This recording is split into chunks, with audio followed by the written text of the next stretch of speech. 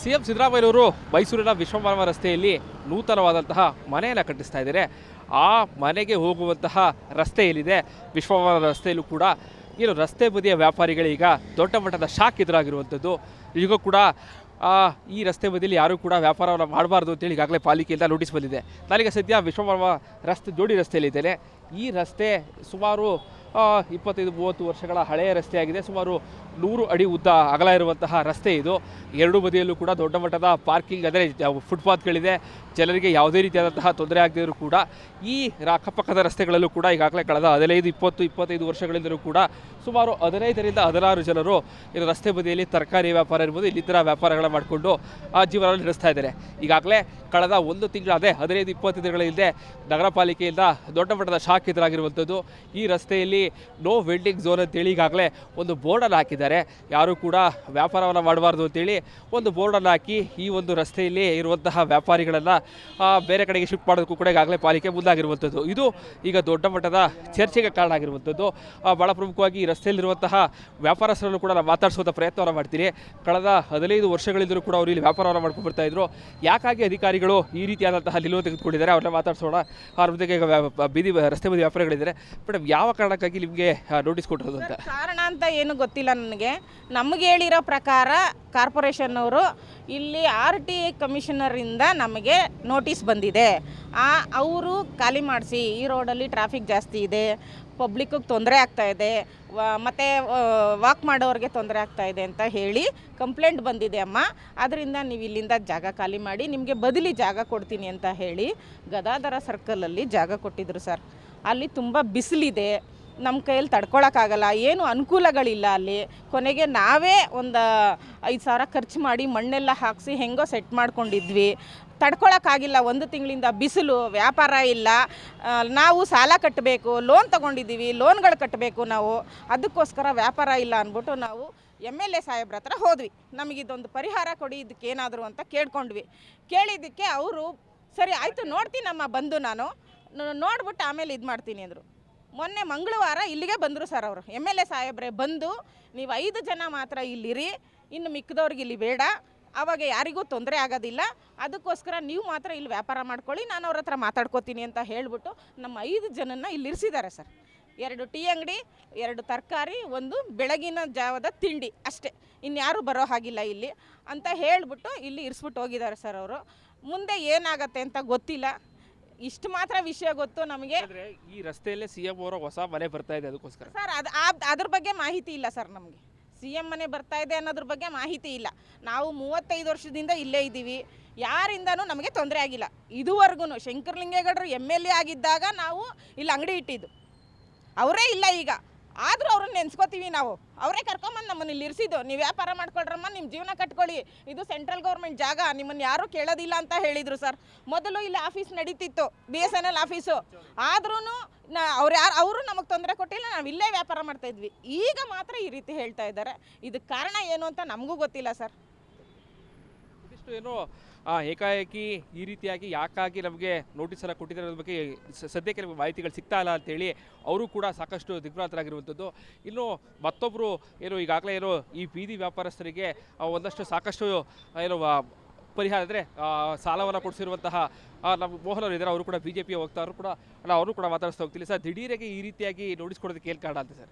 ಈ ಕಾರಣ ಏನು ಅಂತ ನಗರ ಪಾಲಿಕೆಯ ಕಮಿಷನರು ಮತ್ತು ಪೊಲೀಸ್ ಕಮಿಷನರು ಉತ್ತರ ಕೊಡಬೇಕಾಗಿದೆ. ಯಾಕೆಂದರೆ ನಾನು ಆಗಲೇ ಹೇಳ್ದಂಗೆ ಮೈಸೂರಿನಲ್ಲಿ 3 ಅಸೆಂಬ್ಲಿ ಕಾನ್ಸ್ಟಿಟ್ಯೂನ್ಸಿ ಇದೆ. 2 ಕಾನ್ಸ್ಟಿಟ್ಯೂನ್ಸಿಗಳನ್ನ ಪ್ರತಿನಿಧಿಸ್ತಾ ಇರೋದು ಕಾಂಗ್ರೆಸ್ ಶಾಸಕರು, 1 ಕಾನ್ಸ್ಟಿಟ್ಯೂನ್ಸಿನ ಪ್ರತಿನಿಧಿಸ್ತಾ ಇರೋದು BJP ಶಾಸಕರು.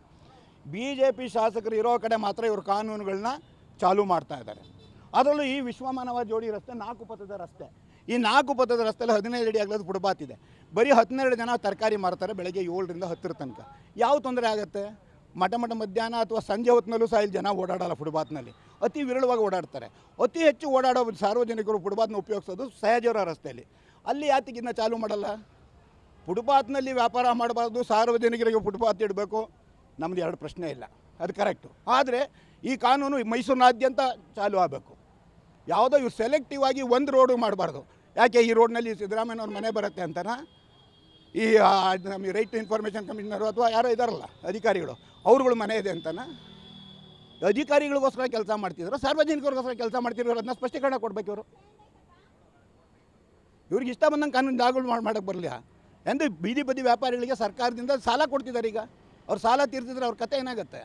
ನೀವು ಕೂಡ ಸಾಲ ಕೊಡ್ಸಿದ್ರೆ ಸರ್? ನಾನೇ ಇವ್ರಿಗೆಲ್ಲ 10,000 ರೂಪಾಯಿ ಸಾಲ ಕೊಡಿಸಿರೋದು. PM ಸ್ವನಿಧಿ ಯೋಜನೆಯಿಂದ ಸಾಲ ಕೊಡ್ತಿದ್ದೀನಿ. ಇವ್ರು ನಾಳೆ ಕಡ್ದಿದ್ರು ಮೈಕ್ರೋ ಫೈನಾನ್ಸ್ ಕಿರುಕುಳಗೊಳಗಾದಂಗೆ ಬ್ಯಾಂಕ್ನವ್ರು ಕಿರುಕುಳ ಕೊಟ್ಟು ಇವರು ಅದೇ ಕತೆ ಆಗುತ್ತೆ. ಯಾಕಂದರೆ ನೀವು ಕೂಡ CM ಮನೆ ಇರೋ ಕಾರಣಕ್ಕೆ ಈ ರೀತಿ ಆಗ್ತಿದೆ ಹೇಗೆ ಸರ್ ಅಂತ? ಖಂಡಿತ ಅನುಮಾನನೇ ಬೇಡ. ಇವರೇನು CMನವ್ರನ್ನ ಒಲಿಸ್ಕೋಬೇಕು. CM ಅವ್ರ ಸೂಚನೆಯೂ ಬಂದಿರ್ಬೋದು, ನಂದೇನು ಗೊತ್ತಿಲ್ಲ. ಅದು ಏನು ಮಾಡ್ತೀರಿ ಸರ್ ಮುಂದೆ ಅಂತ? ವ್ಯಾಪಾರ ಏನಿಲ್ಲ, ಇವ್ರು ವ್ಯಾಪಾರ ಮಾಡಬೇಕು, ಇದಕ್ಕೆ ಅನುವು ಕೊಡಬೇಕು. ಇಲ್ವಾ ಎಲ್ಲ ಫುಟ್ಪಾತ್ನೂ ಮೈಸೂರಿನಲ್ಲಿರೋ ತೆಗ್ಸಿ, ನಮ್ದೇನು ವಿರೋಧ ಇಲ್ಲ. ಕಾನೂನು ಜಾರಿಗೊಳಿಸಿದ್ರೆ ಇಡೀ ಮೈಸೂರಿನಾದ್ಯಂತ ಮಾಡಬೇಕು. ಬರೀ KR ಕ್ಷೇತ್ರಕ್ಕೆ ಮಾತ್ರ ಕಾನೂನು ಜಾರಿಗೊಳಿಸಬಾರ್ದು. ನಮ್ಮ ಶ್ರೀವತ್ಸ ಅವ್ರ ಹೆಸರು ಮಸೀದಿ ತಡೆಯೋ ಕೆಲಸ ಯಾಕೆ ಮಾಡ್ತಾರೆ? ಈಗ ಅವ್ರಲ್ಲೇ ಏನು ಗೊತ್ತಾರೆ, ಶ್ರೀವತ್ಸ ಅವ್ರು ಹೇಳಿ ತೆಗ್ಸಿದ್ರು ಅಂತ ಗೊತ್ತಾರೆ. ಇವರೇ ಕೇಳ್ತಾರೆ, ಸಹಜ ರೋಡಲ್ಲಿ ಫುಟ್ಪಾತ್ ಮಾಡ್ತಿಲ್ವಣ್ಣ, ಅವ್ರಿಗೆ ಅದಕ್ಕೆ ನೀವು ತೆಗ್ಸಲ್ಲ ಅಂತ. ನಾನೇನು ಉತ್ತರ ಕೊಡಲಿ? ಕಾನೂನು ಎಲ್ರಿಗೂ ಒಂದೇ ಜಾರಿ ಆಗಬೇಕು. ಇದಿಷ್ಟು ಏನೋ BJP ಹೋಗ್ತಾ ಇರೋಂತಹ ಮೋಹನ್ ಅವರು ಕೂಡ ಹೇಳ್ತಾ ಇರುವಂಥ, ಇಲ್ಲಿ ವ್ಯಾಪಾರ ಮಾಡುವಂತಹ ಸುಮಾರು 10ಕ್ಕೂ ಹೆಚ್ಚಿನರಿಗೆ ನಾನೇ ಸಾಲವನ್ನು ಕೊಡಿಸಿದ್ದೇನೆ, ಬೀದಿ ಬದಿಯಲ್ಲಿ ವ್ಯಾಪಾರವನ್ನು ಮಾಡಬಾರ್ದು ಅನ್ನೋದಾದರೆ ಮೈಸೂರಿಗೆ ಇಲ್ಲಿ ಅಪ್ಲೈ ಆಗುವಂಥ ಕಾನೂನು ಬೇರೆ ಕಡೆಗೆ ಯಾಕೆ ಅಪ್ಲೈ ಆಗೋದಿಲ್ಲ? ಇದು ಈಗ ಸಾಕಷ್ಟು ಚರ್ಚೆಗೆ ಕಾರಣ ಆಗ್ತಾ ಇರುವಂಥ ವಿಚಾರ. ಸೊ ಮುಂದಿನ ದಿನಗಳಲ್ಲಿ ಅಧಿಕಾರಿಗಳು ಯಾವ ನಿರ್ಧಾರ ಕೈಗೊಳ್ತಾರೆ ಕಾದು ನೋಡಬೇಕಾಗುತ್ತೆ. ಕ್ಯಾಮ್ರಾ ಪರ್ಸನ್ ಸಚಿನ್ ಜೊತೆಗೆ ವಿನೋದ್ ಪಡೋರ್, ರಿಪಬ್ಲಿಕ್ ಕನ್ನಡ, ಮೈಸೂರು. CM ಸಿದ್ದರಾಮಯ್ಯನವರು ಮೈಸೂರಿನ ವಿಶ್ವಮಾನವ ರಸ್ತೆಯಲ್ಲಿ ನೂತನವಾದಂತಹ ಮನೆಯನ್ನು ಕಟ್ಟಿಸ್ತಾ ಇದ್ದಾರೆ. ಆ ಮನೆಗೆ ಹೋಗುವಂತಹ ರಸ್ತೆ ಏನಿದೆ ವಿಶ್ವಮಾನವ ರಸ್ತೆಯಲ್ಲೂ ಕೂಡ ಏನು ರಸ್ತೆ ಬದಿಯ ವ್ಯಾಪಾರಿಗಳೀಗ ದೊಡ್ಡ ಮಟ್ಟದ ಶಾಕ್ ಎದುರಾಗಿರುವಂಥದ್ದು. ಈಗ ಕೂಡ ಈ ರಸ್ತೆ ಬದಿಯಲ್ಲಿ ಯಾರೂ ಕೂಡ ವ್ಯಾಪಾರವನ್ನು ಮಾಡಬಾರ್ದು ಅಂತೇಳಿ ಈಗಾಗಲೇ ಪಾಲಿಕೆಯಿಂದ ನೋಟಿಸ್ ಬಂದಿದೆ. ನಾನೀಗ ಸದ್ಯ ವಿಶ್ವಮಾನವ ರಸ್ತೆ ಜೋಡಿ ರಸ್ತೆಯಲ್ಲಿದ್ದೇನೆ. ಈ ರಸ್ತೆ ಸುಮಾರು 25-30 ವರ್ಷಗಳ ಹಳೆಯ ರಸ್ತೆಯಾಗಿದೆ. ಸುಮಾರು 100 ಅಡಿ ಉದ್ದ ಅಗಲ ಇರುವಂತಹ ರಸ್ತೆ ಇದು. ಎರಡೂ ಬದಿಯಲ್ಲೂ ಕೂಡ ದೊಡ್ಡ ಮಟ್ಟದ ಪಾರ್ಕಿಂಗ್ ಅಂದರೆ ಫುಟ್ಪಾತ್ಗಳಿದೆ. ಜನರಿಗೆ ಯಾವುದೇ ರೀತಿಯಾದಂತಹ ತೊಂದರೆ ಆಗದಿದ್ದರೂ ಕೂಡ ಈ ಅಕ್ಕಪಕ್ಕದ ರಸ್ತೆಗಳಲ್ಲೂ ಕೂಡ ಈಗಾಗಲೇ ಕಳೆದ 15-20-25 ವರ್ಷಗಳಿಂದಲೂ ಕೂಡ ಸುಮಾರು 15ರಿಂದ 16 ಜನರು ಇದು ರಸ್ತೆ ಬದಿಯಲ್ಲಿ ತರಕಾರಿ ವ್ಯಾಪಾರ ಇರ್ಬೋದು, ಇನ್ನಿತರ ವ್ಯಾಪಾರಗಳ ಮಾಡಿಕೊಂಡು ಜೀವನ ನಡೆಸ್ತಾ ಇದ್ದಾರೆ. ಈಗಾಗಲೇ ಕಳೆದ 1 ತಿಂಗಳು, ಅದೇ 15-20 ದಿನಗಳ ಹಿಂದೆ ನಗರ ಪಾಲಿಕೆಯಿಂದ ದೊಡ್ಡ ಮಟ್ಟದ ಶಾಕ್ ಎದುರಾಗಿರುವಂಥದ್ದು. ಈ ರಸ್ತೆಯಲ್ಲಿ ನೋ ವೆಂಡಿಂಗ್ ಝೋನ್ ಅಂತೇಳಿ ಈಗಾಗಲೇ ಒಂದು ಬೋರ್ಡನ್ನು ಹಾಕಿದ್ದಾರೆ. ಯಾರೂ ಕೂಡ ವ್ಯಾಪಾರವನ್ನು ಮಾಡಬಾರ್ದು ಅಂತೇಳಿ ಒಂದು ಬೋರ್ಡನ್ನು ಹಾಕಿ ಈ ಒಂದು ರಸ್ತೆಯಲ್ಲಿ ಇರುವಂತಹ ವ್ಯಾಪಾರಿಗಳನ್ನು ಬೇರೆ ಕಡೆಗೆ ಶಿಫ್ಟ್ ಮಾಡೋದಕ್ಕೂ ಕೂಡ ಈಗಾಗಲೇ ಪಾಲಿಕೆ ಮುಂದಾಗಿರುವಂಥದ್ದು. ಇದು ಈಗ ದೊಡ್ಡ ಮಟ್ಟದ ಚರ್ಚೆಗೆ ಕಾರಣ ಆಗಿರುವಂಥದ್ದು. ಭಾಳ ಪ್ರಮುಖವಾಗಿ ಈ ರಸ್ತೆಯಲ್ಲಿರುವಂತಹ ವ್ಯಾಪಾರಸ್ಥರನ್ನು ಕೂಡ ನಾನು ಮಾತಾಡಿಸುವಂಥ ಪ್ರಯತ್ನವನ್ನು ಮಾಡ್ತೀನಿ. ಕಳೆದ 15 ವರ್ಷಗಳಿಂದಲೂ ಕೂಡ ಅವರು ಇಲ್ಲಿ ವ್ಯಾಪಾರವನ್ನು ಮಾಡ್ಕೊಂಡು ಬರ್ತಾ ಇದ್ರು. ಯಾಕಾಗಿ ಅಧಿಕಾರಿಗಳು ಈ ರೀತಿಯಾದಂತಹ ನಿಲುವು ತೆಗೆದುಕೊಂಡಿದ್ದಾರೆ ಅವ್ರನ್ನ ಮಾತಾಡಿಸೋಣ. ಅವ್ರ ಜೊತೆಗೆ ಬೀದಿ ರಸ್ತೆ ಬದಿ ವ್ಯಾಪಾರಿಗಳಿದ್ದಾರೆ. ಮೇಡಮ್, ಯಾವ ಕಾರಣಕ್ಕಾಗಿ ನಿಮಗೆ ನೋಟಿಸ್ ಕೊಟ್ಟಿರೋದು ಅಂತ? ಕಾರಣ ಅಂತ ಏನು ಗೊತ್ತಿಲ್ಲ ನನಗೆ. ನಮಗೆ ಹೇಳಿರೋ ಪ್ರಕಾರ ಕಾರ್ಪೊರೇಷನ್ನವರು ಇಲ್ಲಿ RTA ಕಮಿಷನರಿಂದ ನಮಗೆ ನೋಟಿಸ್ ಬಂದಿದೆ. ಅವರು ಖಾಲಿ ಮಾಡಿಸಿ, ಈ ರೋಡಲ್ಲಿ ಟ್ರಾಫಿಕ್ ಜಾಸ್ತಿ ಇದೆ, ಪಬ್ಲಿಕ್ಕಿಗೆ ತೊಂದರೆ ಆಗ್ತಾ ಇದೆ, ಮತ್ತು ವಾಕ್ ಮಾಡೋರಿಗೆ ತೊಂದರೆ ಆಗ್ತಾ ಇದೆ ಅಂತ ಹೇಳಿ ಕಂಪ್ಲೇಂಟ್ ಬಂದಿದೆ ಅಮ್ಮ. ಅದರಿಂದ ನೀವು ಇಲ್ಲಿಂದ ಜಾಗ ಖಾಲಿ ಮಾಡಿ, ನಿಮಗೆ ಬದಲಿ ಜಾಗ ಕೊಡ್ತೀನಿ ಅಂತ ಹೇಳಿ ಗದಾಧರ ಸರ್ಕಲಲ್ಲಿ ಜಾಗ ಕೊಟ್ಟಿದ್ರು ಸರ್. ಅಲ್ಲಿ ತುಂಬ ಬಿಸಿಲಿದೆ, ನಮ್ಮ ಕೈಯಲ್ಲಿ ತಡ್ಕೊಳಕ್ಕಾಗಲ್ಲ, ಏನು ಅನುಕೂಲಗಳಿಲ್ಲ ಅಲ್ಲಿ. ಕೊನೆಗೆ ನಾವೇ ಒಂದು 5,000 ಖರ್ಚು ಮಾಡಿ ಮಣ್ಣೆಲ್ಲ ಹಾಕಿಸಿ ಹೆಂಗೋ ಸೆಟ್ ಮಾಡ್ಕೊಂಡಿದ್ವಿ. ತಡ್ಕೊಳಕ್ಕಾಗಿಲ್ಲ, 1 ತಿಂಗಳಿಂದ ಬಿಸಿಲು, ವ್ಯಾಪಾರ ಇಲ್ಲ. ನಾವು ಸಾಲ ಕಟ್ಟಬೇಕು, ಲೋನ್ ತೊಗೊಂಡಿದ್ದೀವಿ, ಲೋನ್ಗಳು ಕಟ್ಟಬೇಕು ನಾವು. ಅದಕ್ಕೋಸ್ಕರ ವ್ಯಾಪಾರ ಇಲ್ಲ ಅಂದ್ಬಿಟ್ಟು ನಾವು MLA ಸಾಹೇಬ್ರ ಹತ್ರ ಹೋದ್ವಿ. ನಮಗಿದೊಂದು ಪರಿಹಾರ ಕೊಡಿ, ಇದಕ್ಕೇನಾದರೂ ಅಂತ ಕೇಳ್ಕೊಂಡ್ವಿ. ಕೇಳಿದ್ದಕ್ಕೆ ಅವರು ಸರಿ ಆಯಿತು ನೋಡ್ತೀನಮ್ಮ, ಬಂದು ನಾನು ನೋಡ್ಬಿಟ್ಟು ಆಮೇಲೆ ಇದು ಮಾಡ್ತೀನಿ ಅಂದರು. ಮೊನ್ನೆ ಮಂಗಳವಾರ ಇಲ್ಲಿಗೆ ಬಂದರು ಸರ್ ಅವರು, MLA ಸಾಹೇಬ್ರೆ ಬಂದು ನೀವು 5 ಜನ ಮಾತ್ರ ಇಲ್ಲಿರಿ, ಇನ್ನು ಮಿಕ್ಕಿದವ್ರಿಗೆ ಇಲ್ಲಿ ಬೇಡ, ಆವಾಗ ಯಾರಿಗೂ ತೊಂದರೆ ಆಗೋದಿಲ್ಲ, ಅದಕ್ಕೋಸ್ಕರ ನೀವು ಮಾತ್ರ ಇಲ್ಲಿ ವ್ಯಾಪಾರ ಮಾಡ್ಕೊಳ್ಳಿ, ನಾನು ಅವ್ರ ಹತ್ರ ಮಾತಾಡ್ಕೋತೀನಿ ಅಂತ ಹೇಳಿಬಿಟ್ಟು ನಮ್ಮ 5 ಜನನ್ನ ಇಲ್ಲಿ ಇರಿಸಿದ್ದಾರೆ ಸರ್. 2 ಟೀ ಅಂಗಡಿ, 2 ತರಕಾರಿ, 1 ಬೆಳಗಿನ ಜಾವದ ತಿಂಡಿ ಅಷ್ಟೇ, ಇನ್ಯಾರೂ ಬರೋ ಹಾಗಿಲ್ಲ ಇಲ್ಲಿ ಅಂತ ಹೇಳಿಬಿಟ್ಟು ಇಲ್ಲಿ ಇರಿಸ್ಬಿಟ್ಟು ಹೋಗಿದ್ದಾರೆ ಸರ್ ಅವರು. ಮುಂದೆ ಏನಾಗತ್ತೆ ಅಂತ ಗೊತ್ತಿಲ್ಲ. ಇಷ್ಟು ಮಾತ್ರ ವಿಷಯ ಗೊತ್ತು ನಮಗೆ. ಈ ರಸ್ತೆಯಲ್ಲೇ CM ಅವರ ಹೊಸ ಮನೆ ಬರ್ತಾ ಇದೆ, ಅದಕ್ಕೋಸ್ಕರ ಸರ್ ಅದ್ರ ಬಗ್ಗೆ ಮಾಹಿತಿ ಇಲ್ಲ ಸರ್ ನಮಗೆ. CM ಮನೆ ಬರ್ತಾ ಇದೆ ಅನ್ನೋದ್ರ ಬಗ್ಗೆ ಮಾಹಿತಿ ಇಲ್ಲ. ನಾವು 35 ವರ್ಷದಿಂದ ಇಲ್ಲೇ ಇದ್ದೀವಿ, ಯಾರಿಂದನೂ ನಮಗೆ ತೊಂದರೆ ಆಗಿಲ್ಲ ಇದುವರೆಗೂ. ಶಂಕರಲಿಂಗೇಗೌಡರು MLA ಆಗಿದ್ದಾಗ ನಾವು ಇಲ್ಲಿ ಅಂಗಡಿ ಇಟ್ಟಿದ್ದು, ಅವರೇ ಇಲ್ಲ ಈಗ. ಆದರೂ ಅವ್ರನ್ನ ನೆನೆಸ್ಕೋತೀವಿ ನಾವು. ಅವರೇ ಕರ್ಕೊಂಬಂದು ನಮ್ಮನ್ನು ಇಲ್ಲಿ ಇರಿಸಿದ್ದು, ನೀವು ವ್ಯಾಪಾರ ಮಾಡ್ಕೊಳ್ರಮ್ಮ, ನಿಮ್ಮ ಜೀವನ ಕಟ್ಕೊಳ್ಳಿ, ಇದು ಸೆಂಟ್ರಲ್ ಗೌರ್ಮೆಂಟ್ ಜಾಗ, ನಿಮ್ಮನ್ನು ಯಾರೂ ಕೇಳೋದಿಲ್ಲ ಅಂತ ಹೇಳಿದರು ಸರ್. ಮೊದಲು ಇಲ್ಲಿ ಆಫೀಸ್ ನಡೀತಿತ್ತು, BSNL ಆಫೀಸು. ಆದ್ರೂ ಅವರು ನಮಗೆ ತೊಂದರೆ ಕೊಟ್ಟಿಲ್ಲ, ನಾವು ಇಲ್ಲೇ ವ್ಯಾಪಾರ ಮಾಡ್ತಾಯಿದ್ವಿ. ಈಗ ಮಾತ್ರ ಈ ರೀತಿ ಹೇಳ್ತಾ ಇದ್ದಾರೆ. ಇದಕ್ಕೆ ಕಾರಣ ಏನು ಅಂತ ನಮಗೂ ಗೊತ್ತಿಲ್ಲ ಸರ್. ಇದಿಷ್ಟು ಏನು ಏಕಾಏಕಿ ಈ ರೀತಿಯಾಗಿ ಯಾಕಾಗಿ ನಮಗೆ ನೋಟಿಸ್ ಎಲ್ಲ ಕೊಟ್ಟಿದ್ದಾರೆ ಅನ್ನೋದ್ರ ಬಗ್ಗೆ ಸದ್ಯಕ್ಕೆ ನಮಗೆ ಮಾಹಿತಿಗಳು ಸಿಗ್ತಾ ಇಲ್ಲ ಅಂತೇಳಿ ಅವರು ಕೂಡ ಸಾಕಷ್ಟು ದಿಗ್ಭ್ರಾಂತರಾಗಿರುವಂಥದ್ದು. ಇನ್ನು ಮತ್ತೊಬ್ಬರು ಏನು ಈಗಾಗಲೇ ಏನು ಈ ಬೀದಿ ವ್ಯಾಪಾರಸ್ಥರಿಗೆ ಒಂದಷ್ಟು ಸಾಕಷ್ಟು ಏನು ಪರಿಹಾರ ಅಂದರೆ ಸಾಲವನ್ನು ಕೊಡಿಸಿರುವಂತಹ ನಮ್ಮ ಮೋಹನ್ ಅವರು ಇದ್ದಾರೆ, ಅವರು ಕೂಡ BJP ಹೋಗ್ತಾರು ಕೂಡ ಅವರು ಕೂಡ ಮಾತಾಡಿಸ್ತಾ ಹೋಗ್ತಿಲ್ಲ ಸರ್. ದಿಢೀರಾಗಿ ಈ ರೀತಿಯಾಗಿ ನೋಟಿಸ್ ಕೊಡೋದಕ್ಕೆ ಏನು ಕಾರಣ ಅಂತ ಸರ್? ಈ ಕಾರಣ ಏನು ಅಂತ ನಗರ ಪಾಲಿಕೆಯ ಕಮಿಷನರು ಮತ್ತು ಪೊಲೀಸ್ ಕಮಿಷನರು ಉತ್ತರ ಕೊಡಬೇಕಾಗಿದೆ. ಯಾಕೆಂದರೆ ನಾನು ಆಗಲೇ ಹೇಳ್ದಂಗೆ ಮೈಸೂರಿನಲ್ಲಿ 3 ಅಸೆಂಬ್ಲಿ ಕಾನ್ಸ್ಟಿಟ್ಯೂನ್ಸಿ ಇದೆ. 2 ಕಾನ್ಸ್ಟಿಟ್ಯೂನ್ಸಿಗಳನ್ನ ಪ್ರತಿನಿಧಿಸ್ತಾ ಇರೋದು ಕಾಂಗ್ರೆಸ್ ಶಾಸಕರು, 1 ಕಾನ್ಸ್ಟಿಟ್ಯೂನ್ಸಿನ ಪ್ರತಿನಿಧಿಸ್ತಾ ಇರೋದು BJP ಶಾಸಕರು. BJP ಶಾಸಕರು ಇರೋ ಕಡೆ ಮಾತ್ರ ಇವರು ಕಾನೂನುಗಳನ್ನ ಚಾಲೂ ಮಾಡ್ತಾ ಇದ್ದಾರೆ. ಅದರಲ್ಲೂ ಈ ವಿಶ್ವಮಾನವ ಜೋಡಿ ರಸ್ತೆ 4 ಪಥದ ರಸ್ತೆ. ಈ 4 ಪಥದ ರಸ್ತೆಯಲ್ಲಿ 15 ಅಡಿ ಅಗಲದ ಫುಟ್ಪಾತ್ ಇದೆ. ಬರೀ 12 ಜನ ತರಕಾರಿ ಮಾರ್ತಾರೆ ಬೆಳಗ್ಗೆ 7ರಿಂದ 10 ತನಕ. ಯಾವ ತೊಂದರೆ ಆಗುತ್ತೆ? ಮಠ ಮಧ್ಯಾಹ್ನ ಅಥವಾ ಸಂಜೆ ಹೊತ್ತಿನಲ್ಲೂ ಸಹ ಇಲ್ಲಿ ಜನ ಓಡಾಡೋಲ್ಲ ಫುಟ್ಪಾತ್ನಲ್ಲಿ, ಅತಿ ವಿರಳವಾಗಿ ಓಡಾಡ್ತಾರೆ.